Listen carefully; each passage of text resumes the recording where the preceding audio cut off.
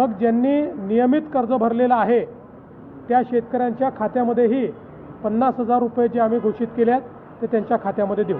शेतकरी कर्जमाफीचा दुसरा हप्ता वितरित झालेला आहे।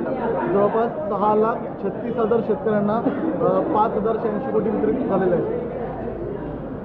राज्य शासनाने घोषित केलेल्या पुण्यश्लोक अहिल्यादेवी होळकर कर्जमाफी योजनेच्या अंतर्गत आज दुसऱ्या टप्प्याचे पैसे आपण रिलीज केले, ज्यामध्ये जवळपास 6,36,000 शेतकऱ्यांना 5,086 कोटी रुपये आज त्यांच्या खात्यामध्ये दिले आहेत। 2 टप्पे मिळून 12,56,000 शेतकऱ्यांना आता कर्जमाफी मिळाली आहे आणि 10,115 कोटी रुपये हे शेतकऱ्यांच्या खात्यामध्ये गेले आहेत।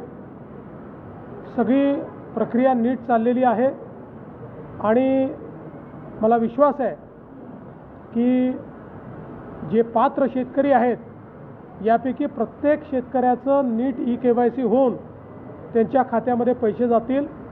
ही प्रक्रिया आम्ही पूर्ण करू।